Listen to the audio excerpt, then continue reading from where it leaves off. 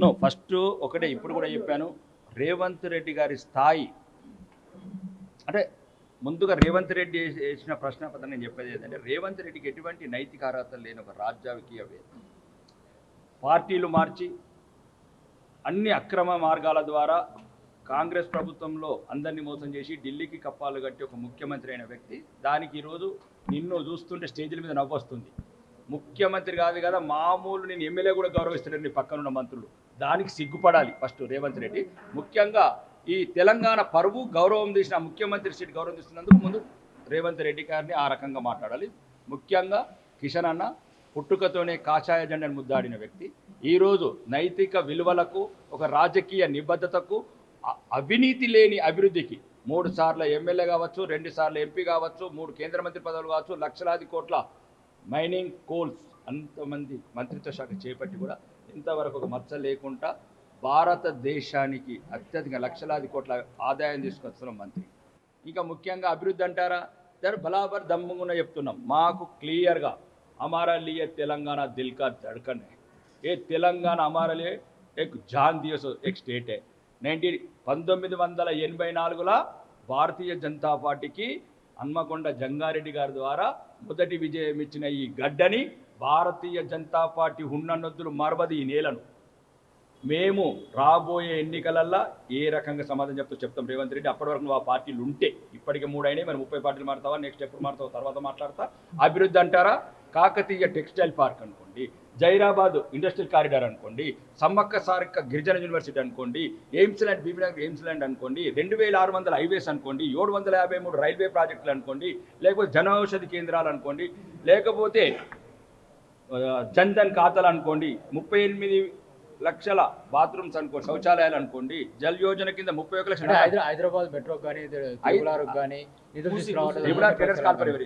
Tenders call for చేసింది ఫిబ్రవరి 14 నుండి మళ్ళీ ఎక్స్టెన్షన్ చేశారు. రెండోది నార్త్ తెలంగాణ ఇక్కడ ఉందో ఏదైతే నార్త్ రీజనల్ రింగ్ రోడ్ ఉందో అది ఫైనల్ అయిపోయింది, దానికి టెండర్స్ కాల్ఫర్ చేసాం. సౌత్ తెలంగాణకు నువ్వు నీ సోదరులు నీ మంత్రివర్గంలో సీనియర్ మంత్రులు దాన్ని చేంజ్ చేయమని మీరు ఢిల్లీలో వెళ్తే ఢిల్లీ ఒప్పుకోవట్లేదు. ఎందుకంటే పేద ప్రజల రైతుల భూముల మీదకి వెళ్ళిపోమని ప్లాన్ చేశారు వీళ్ళు అన్నదమ్ములు కానీ, ఇక్కడున్న అక్కడ నల్గొండ మంత్రులు కానీ, వీళ్ళందరూ మంత్రులు అక్కడ దక్షిణ రీజనల్ రింగ్ రోడ్ మార్చమంటున్నారు అలైన్మెంట్. అది మార్చము. రైతులని పేద ప్రజలని కడుపు కొట్టే పని భారతీయ జనతా పార్టీ చేయదు. అది కడుపులు అక్కసిలకు. ఎట్లయితే ఇంతకుముందు కేసీఆర్ దోసుకున్నాడో కాళేశ్వరం ప్రాజెక్టు పెట్టి ఇప్పుడు మూసీ ప్రాజెక్టు పెట్టాలనుకుంటున్నారు. మూసీ ఎవరద్దంటున్నారు? మూసీకి కావాల్సింది నల్గొండకు సాగునీరు ఇస్తామంటున్నాం. మీరు నిధులు ఇవ్వట్లేదు. అరే మరి నిధులు ఎందుకు ఇస్తాయి? నేను అవినీతి స్కీమ్ అయితే ఎట్లయితే 8,000 80,000 ఎత్తవా కాళేశ్వరం లాగా? ఏమవుతుంది? ఇంతకుముందు ఏ రకైతే ప్రభుత్వ రంగ నిపుణులు ఉన్నారో అందరూ వేశారు, 10,000 కోట్లు వేశారు, 10,000 కోట్లు 1,50,000 కోట్లు ఎత్తావు. ఎవరికి? రాబర్ట్ వాద్రా గురించా? రాబర్ట్ వాద్రా సీక్రెట్ ఎందుకు వచ్చింది దగ్గర రాజ్యం ముందు? ఏ అర్హతతో నచ్చిండు? అంటే రాబర్ట్ వాద్రాకు మొత్తం నువ్వు షాపింగ్ మాల్లకు ఏమంటారు, ఇంకా ఎంపీఎం మాల్ లాంటి మాల్లు కట్టి మొత్తం పడవలలో ఫ్లోటింగ్ బోట్లలో ప్రియాంక గాంధీని రాబర్ట్ వాద్రాను కూర్చుని కొబ్బరి నీళ్ళు తాగిపిద్దాం, గోవాలో ఫోటో దిశలు తీద్దాం అనుకుంటావా? మేము ఎట్లా పోనిస్తాం? మా పేద ప్రజల ఇళ్ళని కూల్చనివ్వం రేవంత్ రెడ్డి. రాజకీయ విమర్శలు కాదు, నిధులు తీసుకురండి, సహాయపడండి, కావాలనుకుంటే ఆ ప్రాజెక్టులకు మీ బీజేపీ వాళ్ళ పేర్లే పెట్టుకోవాలని చెప్తున్నాను. నేను అదే చెప్తున్నాను, అవినీతి లేని ప్రాజెక్ట్స్ ఇవ్వండి. 10,000 కోట్లు తింటే 1,50,000 కోట్లు ఎత్తేదండు. 10,000 కోట్లు ఎవరైనా నమ్ముతాడా ప్రపంచంలో? నీకు 10,000 కోట్లతో కంప్లీట్ ఎక్కడి నుంచి అండి? మూసీ నుంచి మనం అవుట్స్కట్ సీట్ సుమారు 24 కిలోమీటర్లు అక్కడి వరకు క్లియర్గా చేసుకుందాం. తర్వాత అక్కడ నుంచి మామూలు అక్కడి నుంచి నల్గొండ వరకు ఏదో సాగునీరు, ఇక్కడ నుంచి ఇక్కడ వరకు ఎక్కడైతే పేద ప్రజల గుడిసెలు కూలిపోకుండా ఒక రిటైనింగ్ వాల్స్ మేమే చెప్తున్నాం. అఖిలపక్ష కమిటీ ఏమంటున్నాం, టెక్నికల్ టీమ్స్ ఇప్పుడు కదా నిన్న కదా ఆ పాత పోయిన అధికారులు అందరూ తెలియదు అనుకుంటా. లెటర్ మీద ఏమంటారు?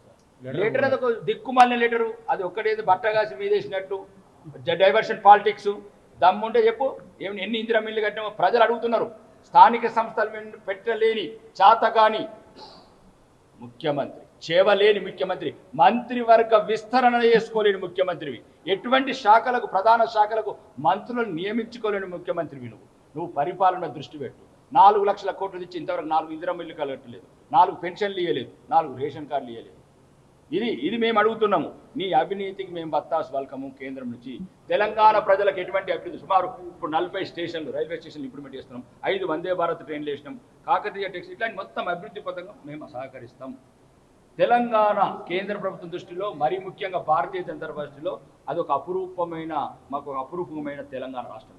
దీన్ని వదులుకోము. దీనికి ఎటువంటి కూడా నిర్లక్ష్యం వహించాం. భారతదేశంలో ఉన్న 30 రాష్ట్రాల కన్నా ఎక్కువ ప్రాధాన్యత తెలంగాణ. మరిన్ని వీడియోస్ కోసం ఛానల్ ని సబ్స్క్రైబ్ చేయండి. లేటెస్ట్ అప్డేట్స్ కోసం వాట్సాప్ ఛానల్ ని ఫాలో అవ్వండి. ఆ లింక్ డిస్క్రిప్షన్ లో ఉంది.